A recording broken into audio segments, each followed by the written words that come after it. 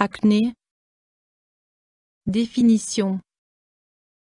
L'acné est une maladie cutanée très fréquente, qui peut survenir vers le milieu et la fin de la puberté. Parfois, les femmes de plus de 40 ans souffrent encore d'acné. Les troubles de la kératinisation des follicules pileux provoquent des altérations cutanées inflammatoires, comédons, pustules, nodules inflammatoires. Les zones cutanées les plus fréquemment atteintes sont le visage, le dos, les épaules et le décolleté. En fonction de la gravité, l'acné laisse des cicatrices, qui constituent un problème psychosocial non sous-estimable. Ces cicatrices ne guérissent que difficilement par traitement. Les personnes acnéiques devraient être traitées activement et ne pas se contenter du conseil et attendre que ça s'arrange. Dans les cas les plus graves, l'acné doit être prise en charge par un spécialiste. Cause.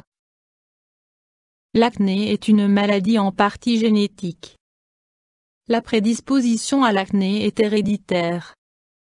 Si les deux parents ont souffert d'acné, la probabilité que l'enfant en soit atteint durant la puberté est supérieure à 50%. Durant la puberté, la production des hormones sexuelles mâles, androgènes, augmente chez les garçons et chez les filles. Il en résulte une production accrue de sébum et des troubles de la kératinisation des follicules pileux. Le rétrécissement du canal pilosébacé entraîne une accumulation du sébum sécrété. Les autres causes de l'acné sont obésité et barre oblique ou hypertrophie du tissu adipeux, résistance à l'insuline, insensibilité à l'insuline, hyperandrogénisme, virilisation de la femme.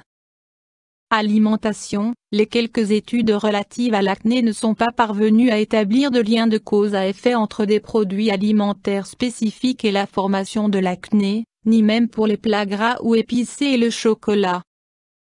Des études plus récentes ont démontré que le système immunitaire cutané était également impliqué dans le développement de l'acné.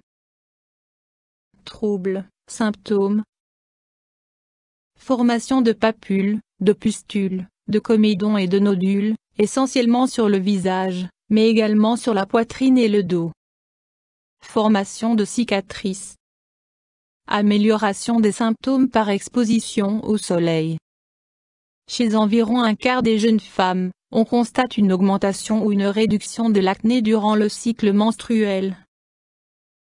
Certaines formes graves d'acné comme l'acné conglobata peuvent être très inesthétiques et représenter une forte contrainte psychosociale.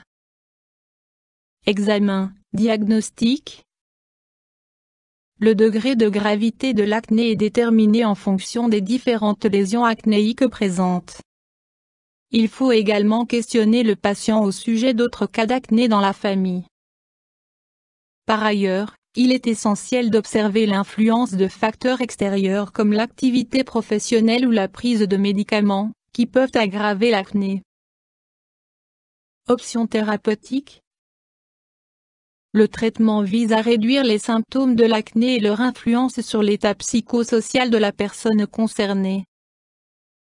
Un traitement anti-acnéique doit être poursuivi durant au moins 6 semaines avant de changer de traitement ou de l'interrompre.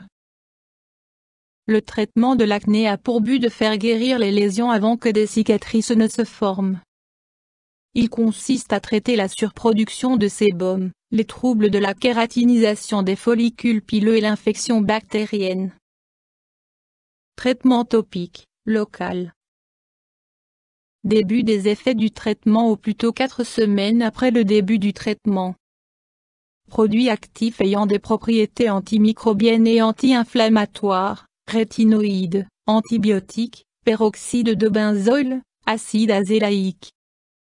Lors du choix d'un traitement anti-acnéique local, il convient de favoriser une combinaison de plusieurs médicaments afin d'agir simultanément sur divers facteurs responsables de l'acné. Traitement systémique, interne. En cas de traitement topique, local, insuffisant, de contraintes psychiques importantes ou de suspicion d'une acné grave, lorsqu'elle survient très tôt, un traitement systémique est indiqué. Le choix du principe actif est fonction du degré de gravité de l'acné, du succès des traitements passés et de l'état individuel du patient.